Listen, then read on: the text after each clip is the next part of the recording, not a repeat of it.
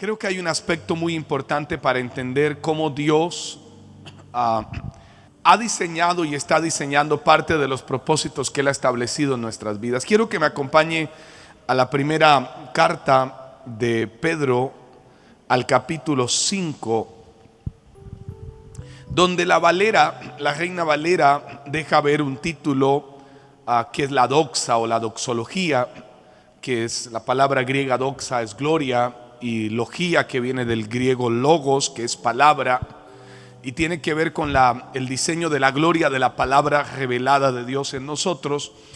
Me quiero detener en primera de Pedro capítulo 5 y el versículo 10. ¿Le gustaría leerlo conmigo en voz alta? Vamos. Mas el Dios de toda gracia, que nos llamó a su gloria eterna en Jesucristo. Espere, hasta ahí el versículo es muy bonito. Pero después dice: después que hayáis padecido un poco de tiempo. Ya ahí como que el versículo no es tan agraciado, pero hace parte del plan de Dios. Dice, hay 4 aspectos. Él mismo, ¿quién? El Dios de toda gracia, Él mismo os perfeccione, afirme, fortalezca, establezca. Cuando Pedro aborda el aspecto de la doxología, entendida en el marco de lo que está plasmado en esta traducción de la Valera, Pedro está exponiendo un aspecto que es absolutamente determinante en el proceso de nuestra vida. Dice: el Dios de toda gracia, que nos llamó a su gloria eterna. ¿Estamos hasta ahí de acuerdo? Que somos seres eternos. Después de que hayáis padecido un poco de tiempo.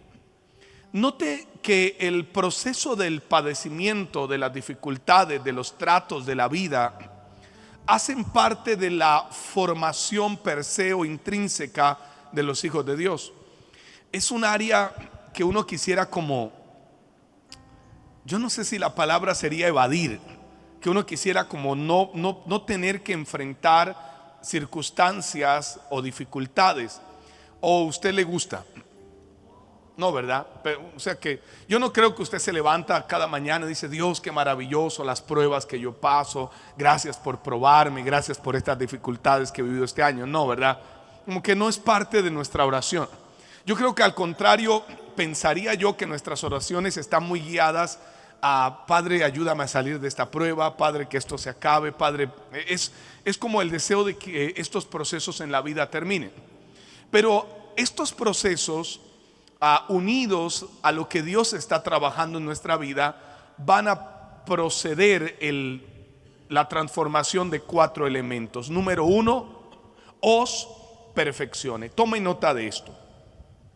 La palabra que Pedro está utilizando aquí en el griego, no olvide que el Nuevo Testamento fue escrito en griego inicialmente. La palabra que Pedro está utilizando es la palabra teleios. Teleios, ahí la tiene en pantalla. Y la palabra teleios es la palabra maduros. Entonces, cuando estamos hablando de perfección, no es la visión o la cosmovisión de la perfección entendida dentro del marco de la meditación contemplativa o como la gente lo ve. ¿Cómo ve las personas en el diario una persona perfecta? A una persona que no tiene ningún tipo de fallas, que no tiene ningún tipo de tacha en su proceso de vida. Ahora, cuando estamos hablando de personas perfectas que no se equivocan, ¿alguno de los que está aquí califica en ese aspecto de perfecto que no tiene equivocación alguna? ¿Alguno califica aquí? Ninguno. Porque todos los que estamos aquí estamos en un proceso de construcción. Pero la perfección, según la Escritura, procede a una madurez que nos va llevando a que Cristo se va formando en nosotros hasta la estatura. Pablo dice: nosotros crecemos hasta la estatura del varón perfecto. Y eso hace parte del proceso de Dios en nosotros. ¿Sabe qué es lo que más me da a mí esperanza? que es un proceso que Dios hace en nosotros. Nosotros permitimos que eso suceda en la medida que le demos a Dios la autoridad. Escuche bien lo que estoy diciendo, porque suena para algunos extraño. Le demos la autoridad de procesar nuestras vidas. Sin lugar a dudas, Dios está perfeccionándote. Y la palabra perfección está muy unida a una palabra que es el proceso restaurativo. En el concepto de nuestro lenguaje a nivel cristiano, la palabra restauración es muy común. Pero el proceso restaurativo de la perfección tiene que ver con otra palabra griega, que es la palabra katartisei. Se las voy a poner en pantalla para que usted las pueda escribir. Katartisei. Y katartisei se utiliza para hablar de un objeto deteriorado por el uso.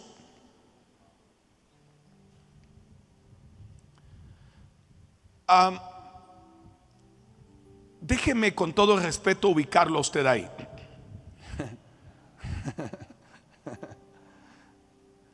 No sé si lo comprendió, espero que sí. Déjeme ubicarlo con respeto. Un objeto deteriorado por el uso.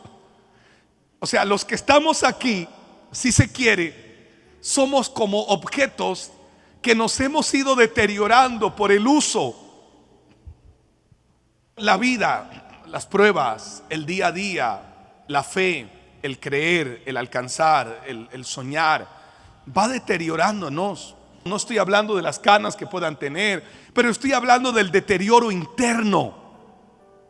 Estoy hablando de ese resquebrajar interno donde el alma a veces se nos parte en pedazos, donde a veces sentimos que hay cosas que no entendemos de la vida, pero el Dios de toda gracia que nos llamó a su gloria eterna, Él nos va a perfeccionar, nos está perfeccionando, y Él está katartisei, Él está tomándonos hoy día y formando en nosotros un objeto que va a introducir en aceite para que ese objeto deteriorado por el uso vuelva a quedar en un proceso nuevo, pero con una diferencia: con la experiencia. Con la experiencia. Ahora la pregunta es: ¿quién está escribiendo esto? ¿Por qué es importante ver al escritor?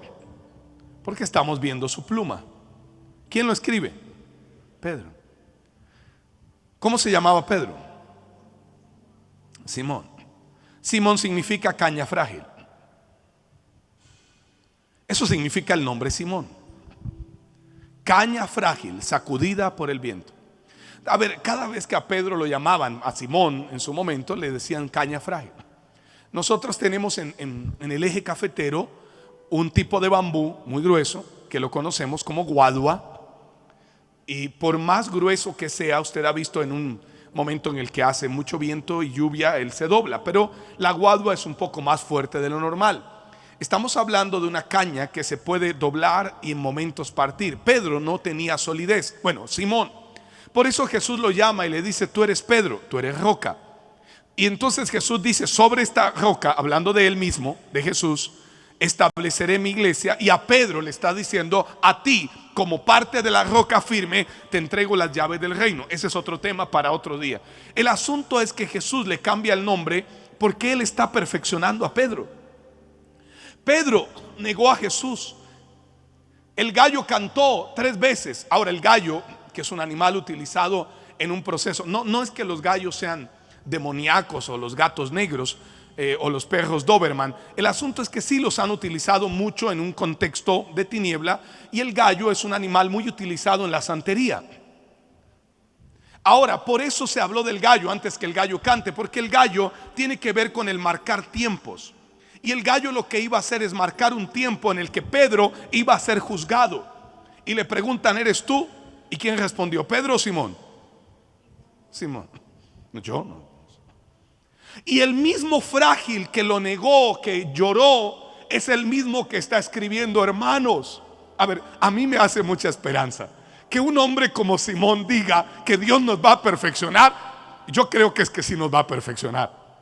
O sea, lo está diciendo Simón. Pedro está diciendo: tranquilos, El Dios de toda gracia, Él te va a perfeccionar. O sea, no es un asunto de cuánto yo puedo agradar a Dios, que sí es una batalla diaria, sino cuánto yo permito que Dios me perfeccione. A mí me da mucha esperanza eso. Pedro entendía bien la necesidad de ser restaurado. Yo creo que la tenía muy clara. Pedro había experimentado momentos altos, momentos bajos, momentos en que la permanencia de él había sido puesta a prueba, pero él está diciendo que Dios catartiseis, Dios restaurará tu vida.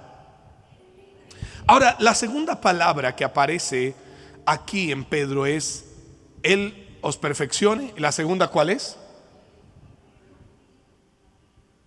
Afirme. Y la palabra afirme, que si la extrapolamos a nuestro castellano o español, podríamos decir afirma, es la palabra consolida. En el griego es la palabra esterixei. ¿Y por qué es importante que usted sepa la raíz de estas palabras? Porque lo van a conectar con lo que estaba pensando Pedro cuando escribió esto. ¿Me sigue? Lo van a conectar con el pensamiento del escritor. Y la palabra esterixei significa colocar bien un objeto en su lugar.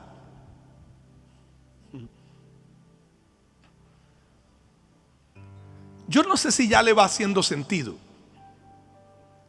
Primero, el objeto dañado, pasado de tiempo, es restaurado.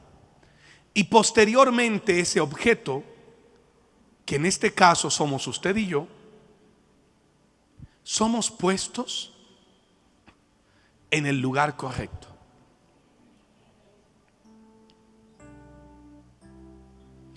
La colocación o colocar tiene que ver con el traslado de un objeto de un lugar a otro. Y es ahí donde Dios sabe en qué lugar funcionamos mejor. El que sabe cocinar, entréguenle los materiales.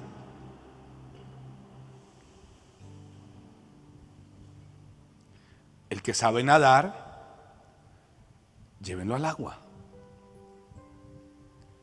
Y este es el proceso de Dios en usted y en mí.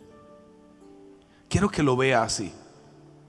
¿Cuántos de ustedes son papás, padres, si utilizo el lenguaje más conocido? ¿Cuántos tienen hijos pequeños o ya grandes en general? Pero la pregunta es, ¿usted ha visto el proceso de Dios en sus hijos?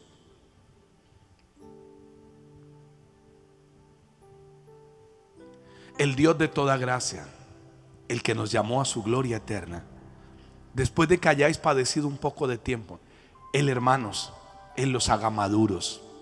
Él tome el desgaste de sus vidas y los restaure. Y luego de restaurarlos, los va a afirmar. En otras palabras, los va a poner en el lugar correcto. Y yo creo que estamos en la congregación correcta, en el ministerio correcto, en el día correcto, en la hora correcta, en el tiempo. O sea, usted y yo estamos en el tiempo correcto. ¿Y sabe qué sucede cuando una persona está en el lugar correcto? Da frutos. Y esa palabra esterixei, que tiene que ver con colocar un objeto en su lugar, habla de esto.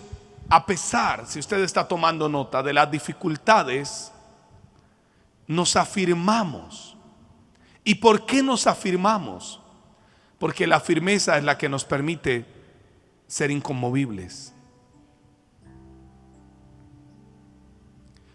La tercera palabra que aparece es la palabra fortalezca.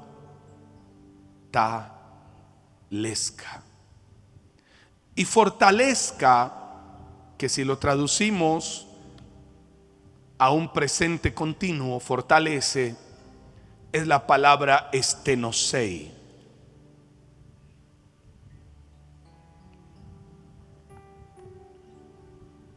Y estenosei tiene que ver con equiparse para el servicio. Si yo le hablo de equiparse para el servicio, Ahí podrían aparecer las palabras de Pablo cuando habla en el capítulo 6 a los Efesios, allá en el versículo 10, y les dice: por lo demás, hermanos míos, estenocei. Espere, ¿lo entiende? Fortalecer es estenocei. Por lo demás, hermanos míos, estenocei, fortaleceos en el Señor y en el poder de su fuerza. Pero ¿qué es estenocei? Pero ¿qué es lo que traduce estenocei? Equiparse para el servicio. ¿Y cómo se equipa uno de acuerdo a Pablo? Si vamos a Efesios otra vez: fortaleceos en el Señor y en el poder de su fuerza. Vestíos con toda la armadura de Dios para que podáis resistir. Y esa fortaleza tiene que ver con vestirse de la gloria, con aceptar que Dios es nuestra cobertura. Y aquí vienen varios elementos indispensables para la vida diaria. Si por lo menos estos 5, 6 elementos usted los practica, los vive, su vida va a ser diferente. Número 1, Dios te va a equipar con fortaleza. Vas a ser una persona fuerte. Número 2, Dios te va a equipar con firmeza. Entonces, fortaleza tiene que ver con una fuerza interior que no proviene de ti. Una vez más, fortaleza tiene que ver con una fuerza interior que no viene de ti. ¿Y cómo puedes tú enfrentar la vida? Porque Dios me fortalece. ¿Por qué puedes avanzar? Porque Dios me fortalece. ¿Por qué te levantas cada mañana sabiendo que Dios está aquí? Porque Él me fortaleció. Luego me da firmeza, me afirma para ver que será así como Dios lo ha dicho. Número 3, la pureza. Hace tanta falta la pureza.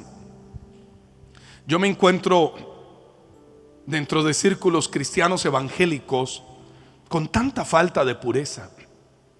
Personas que todavía les gusta bromear con chistes y chistes de doble sentido. En los argot o en el escenario cristiano aparecen estos chistes que son penosos, que son grotescos.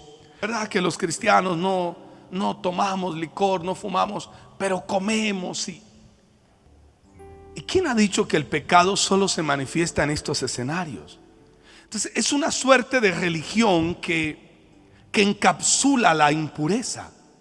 Entonces son como protocolos establecidos, como normas que se utilizan. Pablo dijo creo que es Tito capítulo 1, no sé si es el verso 5 o 15, cuando Pablo dice: para el puro, para el limpio, todo es puro. ¿Me ayudan en el máster?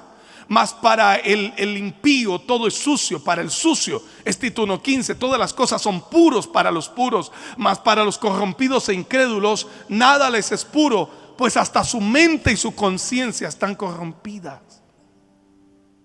Necesitamos pureza. Y la pureza es algo que se adquiere con la práctica. Lo dije hace unos días. La pureza es algo que tú vas desarrollando con acciones. Sacas el computador de la habitación. ¿Para qué lo tienes adentro? No lo tengas. ¿Para qué vas a tener conversaciones, lecturas? ¿Para qué vas a ver cosas en tu celular que tú sabes que corrompen tu vida? Sé puro. La pureza es algo que Dios desarrolla. El proceso de ser fortalecido, establecido, tiene que ver con áreas y equipamiento. Fortaleza, firmeza, pureza. El cuarto aspecto, consagración. Me podría detener una hora solo para hablar de consagración. ¿Se acuerdan? Maleyat, que Dios llene nuestras manos para el servicio. ¿Se acuerdan de la consagración como el aspecto de la dedicación de nuestra vida exclusivamente para Dios? Un elemento que es absolutamente imprescindible para servir a Dios es la fe. No dejes que tu fe sea golpeada. Vuelvo a decírtelo, no dejes que tu fe sea golpeada. La pregunta es: ¿la fe es golpeada? Sí. Fortalécete. Sigue hablando fe. No, pero todo lo que yo he hecho y nada ha funcionado. Sí funciona. Imagínate que con todo lo que has vivido para Dios has tenido adversidades. ¿Qué sería si no lo hubieses hecho? Dios te ha mantenido, te ha sostenido, te ha guardado. Y mire si no ha sido Dios el que lo ha sostenido hasta el día de hoy. Tenga fe, mire adelante, tenga fe, tenga sueños, crea, vienen mejores momentos para usted.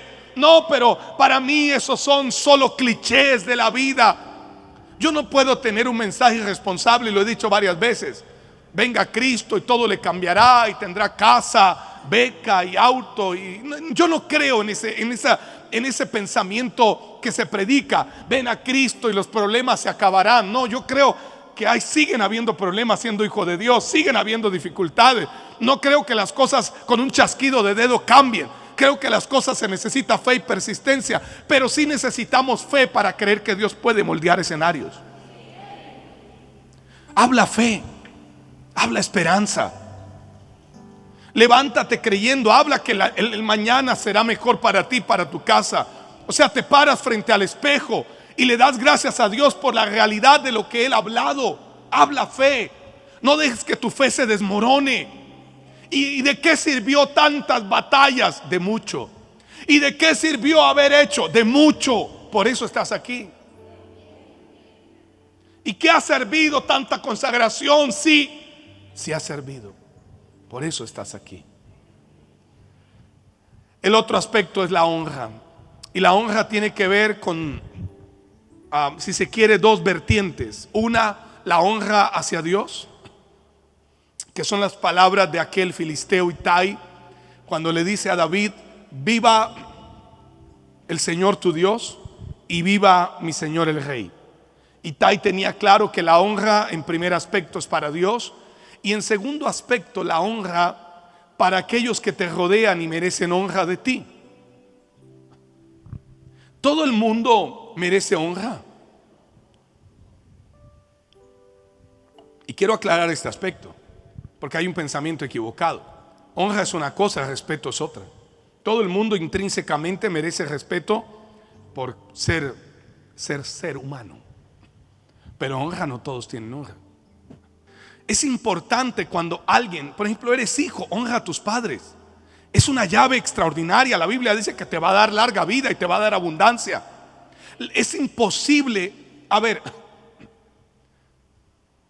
yo un día veía a un papá llorar, 40 y tantos años, porque su hijo de casi 20 le había dado un golpe y se tuvieron que transar en golpes, papá e hijo. Y ese hombre lloraba y me decía llorando: apóstol, yo en la vida me han dolido cosas, pero nada como esto. O sea, ¿se entiende cuando un hijo deshonra a sus padres? Hoy en día es tan fácil, ¿verdad?, escuchar hijos que le dicen a los papás: si tú levantas un dedo te demando. Pero no estamos hablando de levantar un dedo. Y te llamo a la policía. ¿Qué pasó? O sea, ¿dónde le cabe? Eso sí es el libro de Maquiavelo, ¿verdad? En la cabeza pensar los niveles de deshonra hacia los padres. Ahora el nivel de deshonra espiritual. Yo escucho la frase: yo honro solo a Dios, aleluya. Sí, religioso. Honras a Dios, honra a los que ves. No puedes honrar a Dios sin dejar de honrar a las personas que tienes cerca. Honra a tus padres, honra a tus autoridades espirituales. Es que te amo tanto, es tu cumpleaños, pero me presento a ti con manos vacías, no tengo nada que darte. Sí, aquellas canciones, ¿no? ¿Eso qué es? ¿Es estupidez? ¿Es cinismo? ¿Qué es eso? Con manos vacías me presento a ti. ¿Cómo que con manos vacías? Honra. Ese es un elemento fundamental. Seguimos. 4. ¿Cuál es el cuarto aspecto de Pedro? Perfeccione, afirme, fortalezca y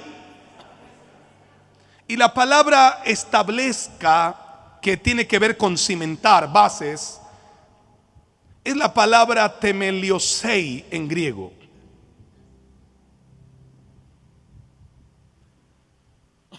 Y esto tiene que ver con echar raíces profundas en la tierra en la que he sido plantado. Echar raíces profundas en la tierra en la que hemos sido plantados. Quiero ir a una palabra que ya no la dijo Pedro, la dijo otro de los apóstoles, quizá el más potente de todos, y la dijo allá en Filipenses capítulo 1, versículo 6. ¿Quién dijo esto? Pablo.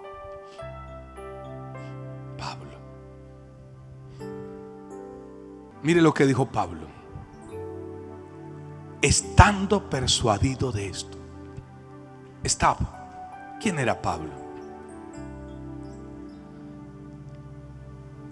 Un fariseo religioso, si se quiere un asesino. Cuando mataron a Esteban, lanzaron la ropa a los pies de Pablo. Pablo perseguía a los hijos de Dios, los arrastraban en caballos y los sacaban por las calles arrastrados con cuerdas. Pablo era el que hacía eso. Y un día va camino a Damasco. Los historiadores dicen que probablemente iba montado en un caballo, otros dicen que iba caminando. Probablemente por las distancias es muy probable que fuera en un caballo. No, que otros dicen que una mula. Bueno, una mula. Algunos se transan en esto. No, que era un burro, que era un caballo, que era un camello. Ese no es el asunto. El asunto es que Pablo cae y dice: ¿quién eres, Señor? Y escucha una voz que le dice: soy Jesús, a quien tú persigues. No des patadas contra el aguijón. Para. Se te dirá qué debes hacer, y por causa de mí vas a padecer.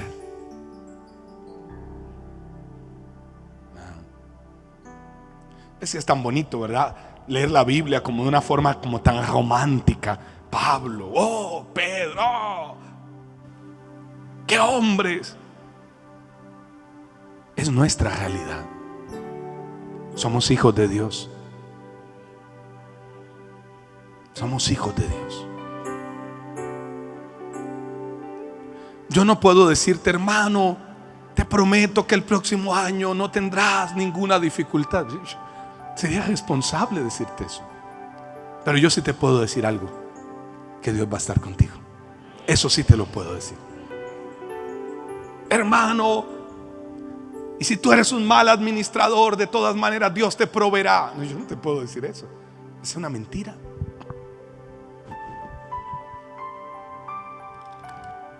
Pero yo sí te puedo decir que Dios sí es proveedor. Pablo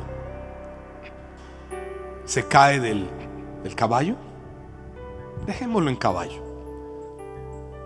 Un caballo árabe, alto. No voy a hacer un dogma de esto, pero era un caballo.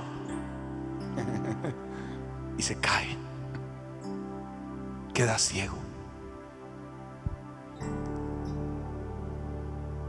Y allá en la casa donde estaba metido, Jesús se le aparece.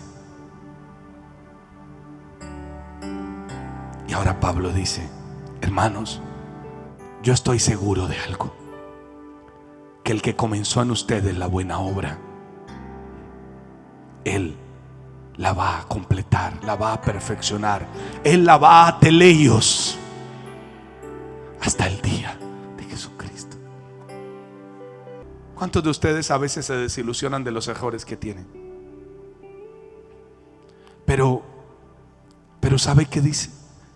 Que el que comenzó la buena obra la va a perfeccionar. Él la va a perfeccionar. Él se va a encargar de hacernos mejores. Y yo creo esto, porque yo a veces batallo con cosas que, no sé, me molesté por algo, por ejemplo, y después digo: ¿por qué me molesté? No tuve que haberme molestado. Hace unos días con algún pastor del equipo me dijo algo y Y yo sé que no le respondí. Yo tenía como 10,000 cosas en la cabeza y le dije algo. ¿Cómo tendría de 10,000 que no me acuerdo ni bien lo que le dije? Pero me fui para la casa pensando, yo creo que le hablé fuerte. ¿Y qué hice? Tomé el teléfono y le llamé y le dije, cuando me hablaste creo que te hablé. No, apóstol, tranquilo. No, sí, yo sé que te quiero pedir que me perdones, que me excuses. No, tranquilo, apóstol. Pero el punto va más allá. Luego me quedé ahí un rato en la cocina de mi casa y pensé, eso tiene que cambiar. Yo creo que hay cosas de nuestras vidas que tienen que cambiar. Yo no quiero levantarme siendo la misma persona todos los días. Yo quiero ver el proceso de Dios en mí.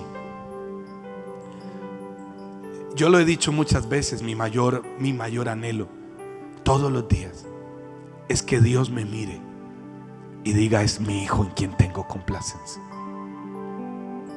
Y que las personas que me conocen, mi esposa, mis hijas, puedan ver todos los días un cambio. Pero yo le tengo buenas noticias a usted. Dios lo está haciendo. No te desalientes. Si has sentido que te has equivocado, no te desalientes. Dios lo está haciendo. Alza tus manos. Dios, yo estoy persuadido y convencido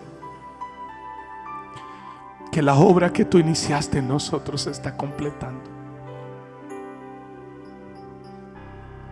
Que no se quede en camino o a la mitad del camino el proceso que tú has iniciado.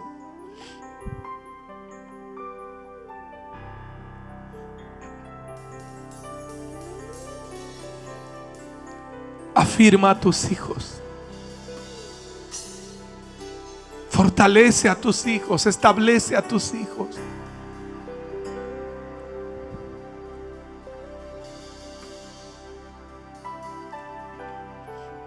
Que cada proceso vivido saque de nosotros frutos, resultados mejores. Que seamos mejores hijos, mejores personas, mejores esposos, mejores padres, mejores hijos, mejores empleados, mejores jefes, mejores ciudadanos. Que cuando se vea nuestro actuar, las personas te vean a ti, Jesús.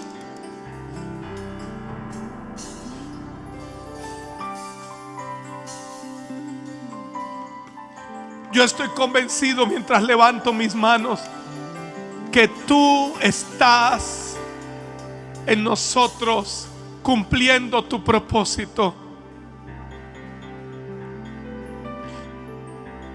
Dios todos los días está cumpliendo su obra en nosotros. Dios está cambiando aquellas áreas que te han costado y que has peleado. Y hoy venimos a ti para afirmarnos, para establecernos, para hacernos fuertes en ti, Dios. Y para mirar hacia adelante, sabiendo que tú estás con nosotros.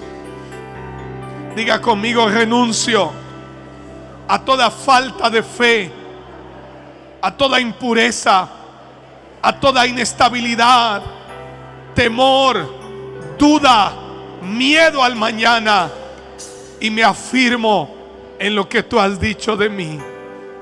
Amén. Amén. Amén. Amén.